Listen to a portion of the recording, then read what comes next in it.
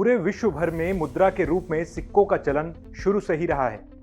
हालांकि समय के साथ मुद्रा में बदलाव हुआ और नोट बनने शुरू हुए, लेकिन तब भी सिक्के बंद नहीं हुए।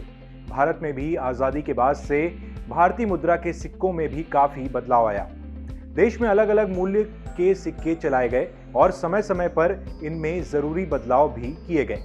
फिलहाल पिछले कुछ सालों में सिक्कों के डिज़ाइन में काफ़ी बदलाव देखने को मिले हैं, तो कहीं कुछ सिक्कों को बंद भी कर दिया गया, जिसके बारे में कम ही लोग जानते हैं। तो आइए जानते हैं कि क्या है इन सब के पीछे वजह।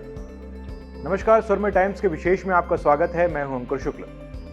एपिक चैनल की एक डॉक्यूमेंट्री के मुताबिक रिजर्व बैंक ऑफ इंडिया ने साल 2006 में 2 रुपए का एक नया सिक्का बनाया था, जिसकी खास बात यह थी कि इसके पिछले हिस्से पर कुछ लाइनें बनी थी जो आपस में काट रही थी, जिसमें 4 बिंदु भी बने हुए थे। और ऐसा ही एक सिक्का 10 रुपए का भी था, जिसमें भी यही डिजाइन बनी हुई थी। आरबीआई का कहना है कि ये 4 लाइनें 4 अलग अलग लोगों के एक साथ के भाव को दर्शाते हैं, लेकिन फिर इन्हें बंद क्यों कर दिया गया?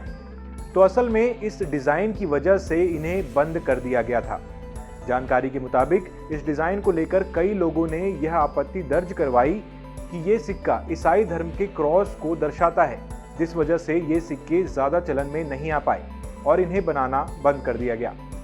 ऐसा ही डिजाइन 10 रुपए के सिक्के का भी था, जो भारत का पहला 2 धातुओं से मिलकर बनने वाला सिक्का था।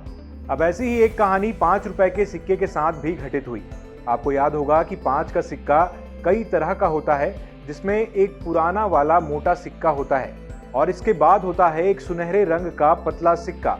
और पिछले कुछ समय में आपने इस बात पर जरूर गौर किया होगा कि 5 रुपए के पुराने मोटे सिक्के आने बंद हो गए हैं। आसान शब्दों में कहें तो पुराने 5 रुपए के सिक्के पिछले कई सालों से बनने बंद हो गए हैं और केवल बाजार में जो सिक्के बचे हैं वही चल रहे हैं। इसके पीछे एक बहुत बड़ी वजह थी। दरअसल 5 रुपए के पुराने सिक्के काफी मोटे होते थे, लिहाजा इन सिक्कों को बनाने में ज्यादा मेटल लगती थी। और दिलचस्प बात तो यह है कि ये सिक्के जिस मेटल से बने हुए थे, दाढ़ी बनाने वाला ब्लेड भी उसी मेटल से बनाया जाता है। और जब कुछ लोगों को इस बात की जानकारी हुई तो उन्होंने इसका गलत फायदा उठाना शुरू कर दिया। असल में ज्यादा मेटल होने की वजह से इन सिक्कों को बांग्लादेश में गलत तरीकों से स्मगल किया जाने लगा।